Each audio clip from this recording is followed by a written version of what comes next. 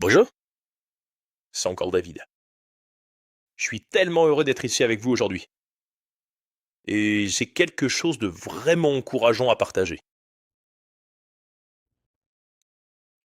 Notre merveilleux Sauveur Jésus-Christ, dans le Sermon sur la montagne, au chapitre 7 de Matthieu, il donne un test très simple. La plupart des êtres humains à travers l'histoire, si ce n'est pas simple, on ne va pas comprendre. Vous savez, on complique tout et on ne voit plus la forêt à force de regarder les arbres. Nous avons vraiment besoin que les choses soient simples si nous voulons comprendre. Et donc il propose ici un test très simple et merveilleux. Le test de Jésus, c'est à leurs fruits que vous les reconnaîtrez. Et tout le contexte de cela, c'est discerner si vous êtes impliqué dans quelque chose qui relève d'un faux prophète, un loup déguisé en mouton. Est-ce que quelque chose repose sur un faux prophète, un loup déguisé en mouton, ou bien sur un vrai prophète? D'accord. Et est-ce une bonne chose qu'il n'essaye pas de vous tromper? Et c'est ce que Jésus dit dans Matthieu 7, 15. Ce sont des choses très très importantes. Surtout si vous êtes impliqué dans une église comme l'église de Jésus-Christ des Saints des derniers jours, où le monde entier, et en particulier tout le monde chrétien, dit «Oh, Joseph Smith est un faux prophète». Vous êtes impliqué dans quelque chose. Vous devez vraiment enquêter sur les racines de ce dans quoi vous vous êtes laissé entraîner. C'est vraiment basé sur des mensonges démoniaques. Le livre de Mormon, tout ça, disent-ils. Vous savez, le livre de Mormon, c'est un ramassis de mensonges démoniaques. Joseph Smith était un faux prophète démoniaque. La foi et la pratique de votre Église sont hérétiques. Tu sais que, en gros, nous sommes tous voués au tourment éternel dans l'étang de feu, à moins qu'on quitte le navire. D'accord.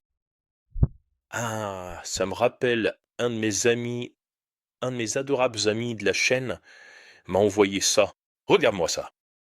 Ça me fait bien marrer. C'est parti. Ils disent que tu devrais vraiment quitter le navire. Le navire est en train de couler. C'est un mauvais navire. C'est un navire maléfique. C'est parti. C'est parti. Regarde ça. Le USS Église de Jésus-Christ.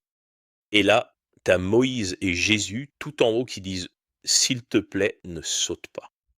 Et puis voilà, tous ces requins dans la mer de Storptos. Oui. Tu sais, le calvinisme qui dit «Vite, saute dedans». Le navire est en train de couler. C'est plus sûr ici avec nous. Ouais, c'est génial, non? Je trouve ça vraiment génial. Tu sais, ce n'est pas le porte-avions sur lequel on est, hein. C'est l'arche de Dieu. C'est comme l'arche à l'époque de Noé. Il n'y avait qu'un seul endroit sûr où tu ne risquais vraiment pas de te noyer dans la mer agitée pleine de requins. Et c'était sur l'arche avec Noé. Eh bien, nous sommes sur l'arche avec Joseph Smith, Jésus-Christ, et les uns avec les autres sur le chemin de l'Alliance. Et j'en suis tellement heureux. Mais en tout cas, c'est vraiment une bonne nouvelle. Écoute ça. D'accord. Le test de Jésus. Matthieu 7, versets 15 à 20. Méfiez-vous des faux prophètes qui viennent à vous déguisés en brebis, mais qui, au-dedans, sont des loups voraces. Vous les reconnaîtrez à leurs fruits. Cueille-t-on des raisins sur des épines ou des figues sur des chardons? De même, tout bon arbre porte de bons fruits, mais un arbre corrompu porte de mauvais fruits.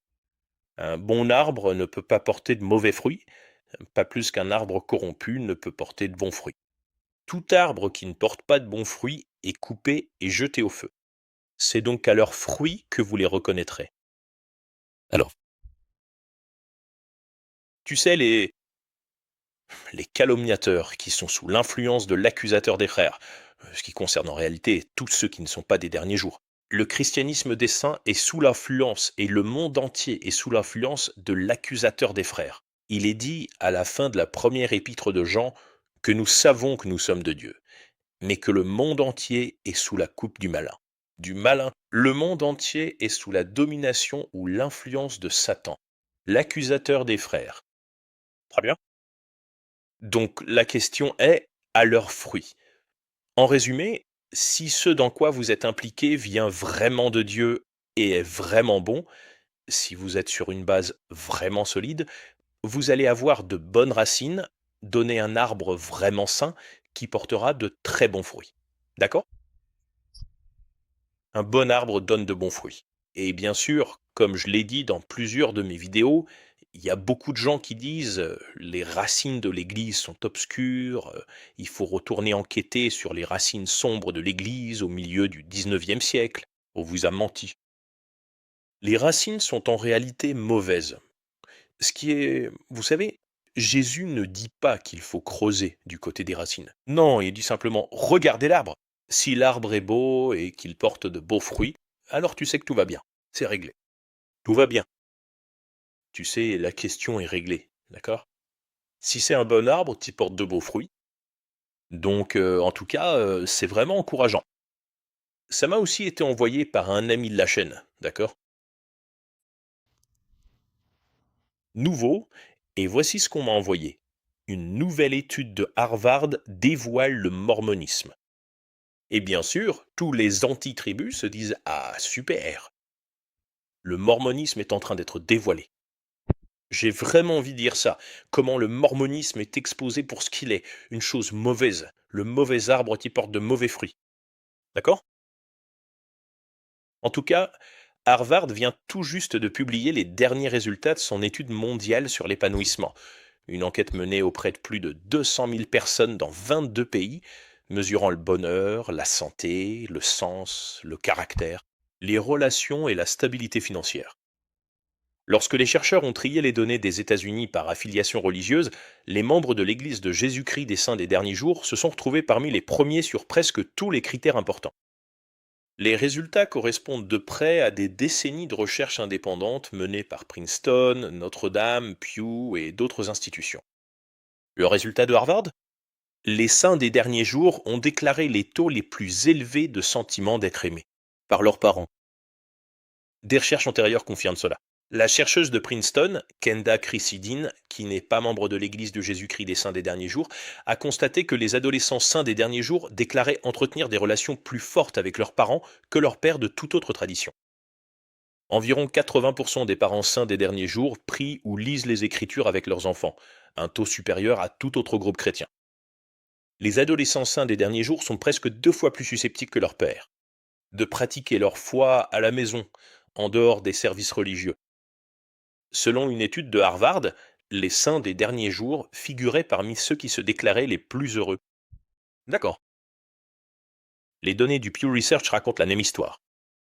Les femmes saintes des derniers jours ont le taux le plus élevé de personnes se déclarant très heureuses parmi tous les groupes religieux interrogés. Les femmes et mères saintes des derniers jours ont également évalué leur vie de famille comme excellente, au taux le plus élevé de tous les groupes. Richard Reeves, s'appuyant sur les données de l'Institut Sutherland, a constaté que la proportion d'hommes affirmant comprendre le sens de leur vie est supérieure de 10 points de pourcentage dans l'Utah par rapport au reste du pays, un écart qu'il attribue au taux exceptionnellement élevé de religiosité et de mariage dans l'État. L'une des conclusions de Harvard était que les saints des derniers jours figuraient parmi ceux qui trouvaient le plus de force et de réconfort dans leur foi. La confirmation la plus frappante vient de l'étude Souls in Transition de Notre-Dame. La plupart des groupes religieux constatent une baisse significative du sentiment de proximité avec Dieu lorsque les adolescents deviennent de jeunes adultes. Les saints des derniers jours étaient le seul groupe à déclarer une augmentation. La plus récente étude Religious Landscape du Pew Research a révélé que les saints des derniers jours sont les Américains les plus susceptibles de déclarer ressentir régulièrement un profond sentiment de paix spirituelle, paix et bien-être. Ils pratiquaient également la prière, l'étude des Écritures, la participation au culte et l'observance du sabbat à un taux plus élevé que tout autre groupe étudié, et ont maintenu ces habitudes alors que toutes les autres traditions étaient en déclin, et ont maintenu ces habitudes alors que toutes les autres traditions étaient en déclin. Une autre conclusion de l'étude de Harvard, les saints des derniers jours présentaient l'un des taux de dépression les plus bas. Une grande étude menée auprès des jeunes confirme ce constat. Une vaste étude, réalisée par échantillonnage aléatoire auprès de jeunes saints des derniers jours, a montré que la fréquentation du temple était liée à une moindre dépression à 12, 14, 16 et 18 ans, ainsi qu'à une anxiété plus faible à 18 ans. Des recherches menées par Justin Dyer ont révélé que les jeunes saints des derniers jours avaient un taux de tentative de suicide inférieur de plus de moitié à celui de la plupart des autres groupes étudiés. Même les jeunes LGBTQ sains des derniers jours présentaient des taux de dépression plus faibles que leurs pairs LGBTQ issus de tous les autres groupes religieux dans les données de Dyer. Une autre découverte de Harvard, vous demandez? Les saints des derniers jours affichaient le taux le plus élevé de participation hebdomadaire aux offices religieux. D'autres enquêtes confirment cette tendance. La participation hebdomadaire des saints des derniers jours dépasse les 2 tiers, soit le taux le plus élevé parmi tous les grands groupes chrétiens des États-Unis. Environ les 3 quarts déclarent prier régulièrement. Les saints des derniers jours se classent premiers parmi les grands groupes chrétiens en matière de connaissance de la Bible. Une enquête du Pew Research, par exemple, a révélé que les saints des derniers jours étaient les plus susceptibles, parmi tous les groupes chrétiens, d'identifier correctement Jésus comme celui qui a prononcé le sermon sur la montagne. Le tableau familial est cohérent dans toutes les études. Les saints des derniers jours ont le taux de fécondité le plus élevé parmi les grands groupes religieux américains. Ils ont également la plus grande proportion d'enfants vivant avec leur mère et leur père mariés, ainsi que le taux de divorce le plus bas parmi tous les grands groupes chrétiens des États-Unis. Groupe chrétien. Parmi ceux qui assistent régulièrement aux offices religieux, les saints des derniers jours affichent également le taux de rétention le plus élevé de toutes les grandes confessions chrétiennes. Pourquoi ce schéma se maintient-il? Ces résultats sont ceux qu'un système cohérent produit. James Clear dit dans Atomic Habits que les gens ne s'élèvent pas au niveau de leurs objectifs, ils retombent au niveau de leur système. La vie des saints des derniers jours est construite comme un système conçu pour aider les gens à aimer Dieu et leur prochain. Le culte, la prière, les écritures, le service et les routines familiales se répètent selon des rythmes prévisibles et se renforcent mutuellement. Les garçons et les filles grandissent entourés de mentors adultes qui incarnent ce qu'ils enseignent. C'est la maison qui fait le plus gros du travail, pas la chapelle. Les alliances relient tout cela à une relation personnelle avec Jésus-Christ. Elle est renouvelée chaque semaine et vécue au quotidien. Le résultat, c'est ce que montrent les chiffres de Harvard. Lorsque croyance, comportement et appartenance sont aussi étroitement intégrés, les effets se multiplient. Ce à quoi cela aboutit? Kenda Dean de Princeton a écrit qu'il est difficile de lire les données sur les adolescents saints des derniers jours sans ressentir une certaine admiration. Les dernières données de Harvard prolongent ce constat à l'âge adulte, que ce soit en matière de bonheur, de famille, de foi, de santé mentale ou de relations qui donnent un ancrage à la vie. La communauté des saints des derniers jours continue d'apparaître en tête ou parmi les meilleurs. Les expériences individuelles varient, comme c'est le cas dans toute communauté, mais de façon générale, ceux qui suivent les enseignements de l'Église de Jésus-Christ des saints des derniers jours ont tendance à être plus heureux au sein de familles fortes et aimantes, centrées sur Jésus-Christ. Ce que Harvard a révélé, c'est ce que les chercheurs de Princeton, Notre-Dame et du Pew Research constatent depuis des années. La communauté des saints des derniers jours continue de produire des résultats. Le reste du pays essaye encore de comprendre. Quoi qu'il en soit, j'ai trouvé que c'était un article absolument magnifique et extrêmement encourageant. Et comme le dit si bien Jésus, c'est précisément à leurs fruits que l'on peut reconnaître les bons arbres. D'accord. Un bon arbre porte de bons fruits, et un mauvais arbre porte de mauvais fruits. Donc, d'accord, vous les reconnaîtrez à leurs fruits. Cueille-t-on des raisins sur des épines ou des figues sur des chardons? De même, tout bon arbre produit de bons fruits, mais un arbre corrompu produit de mauvais fruits. Un bon arbre ne peut pas produire de mauvais fruits, pas plus qu'un arbre corrompu ne peut produire de bons fruits.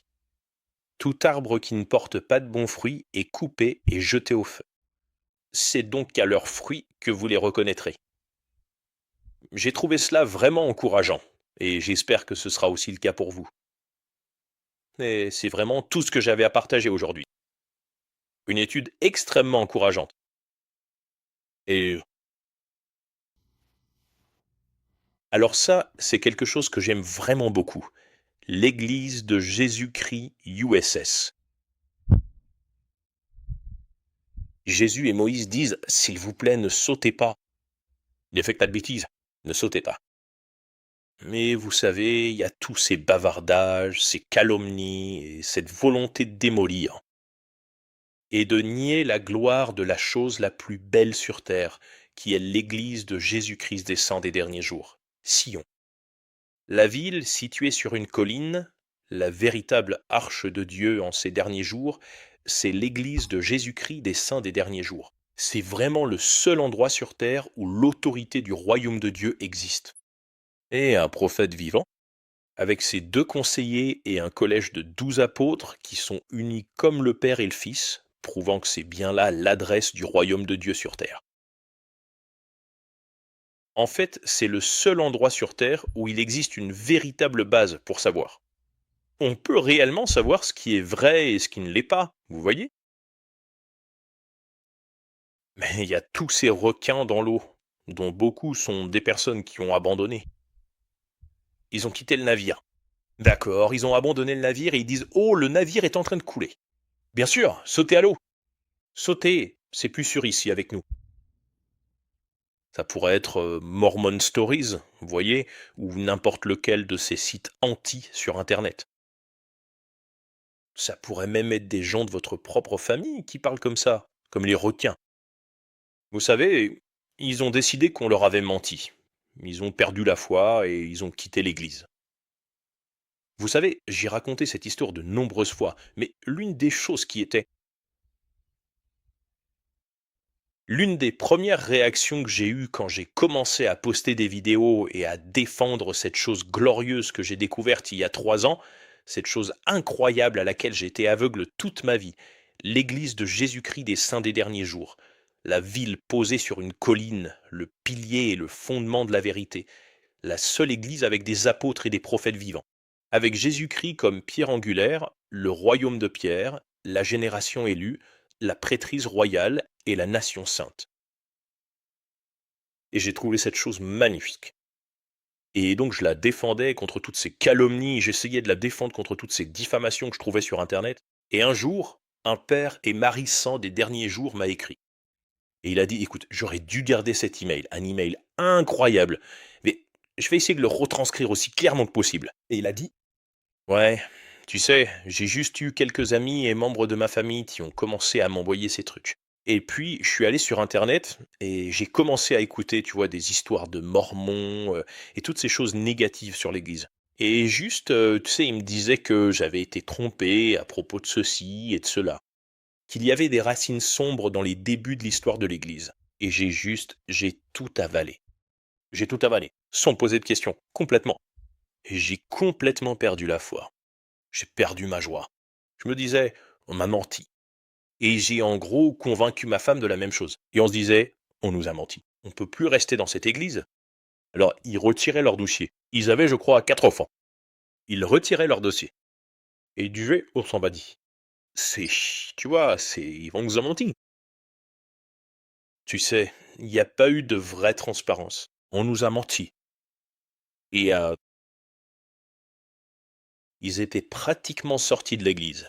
Ils étaient en train de retirer leur dossier ou l'avaient déjà fait. Et puis, d'une certaine manière, notre Père céleste, par son esprit de vérité, est venu sur l'homme et a touché son cœur. Et il s'est comme réveillé. C'est comme si des écailles étaient tombées de ses yeux. Et il se dit: «Mais qu'est-ce que je fais? Qu'est-ce que je fais?» Ma femme et moi, toute notre famille, depuis des années maintenant, nous avons été aussi heureux que possible. Nous n'avons connu que la droiture et la joie. Nous avons été aussi heureux qu'il est possible de l'être. Et maintenant, nous avons tout perdu. Il se dit: «Ah, je m'en fiche même si toutes ces accusations sont vraies, on y retourne». Alors lui et sa femme, ils se sont dit: «Mais qu'est-ce qu'on fait? On y retourne». Et ils sont remontés sur l'arche, ils sont remontés sur le porte-avions. Le USS, ils se sont excusés auprès de leur évêque. Ils se sont repentis. Ils ont remis leur dossier dans l'église et ils se sont dit: «Maintenant, nous sommes tellement heureux». Et je lui ai répondu en disant: «Écoute, c'est vraiment merveilleux. Mais tu dois tirer une conclusion supplémentaire.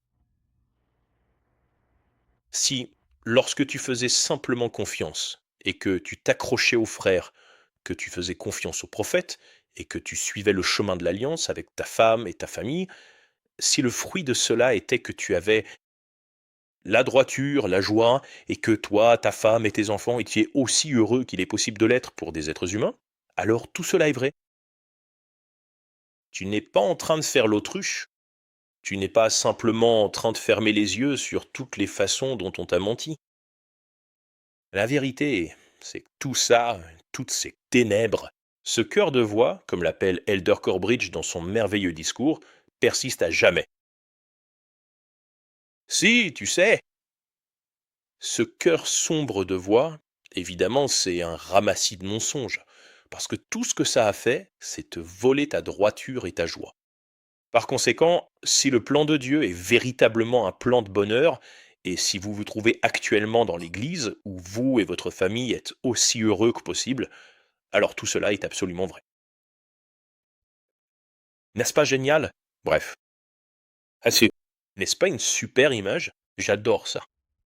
Je vais l'utiliser jusqu'à la fin des temps. C'est tellement merveilleux.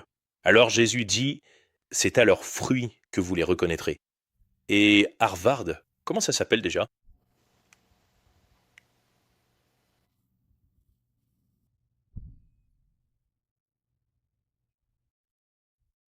L'étude mondiale sur l'épanouissement de Harvard.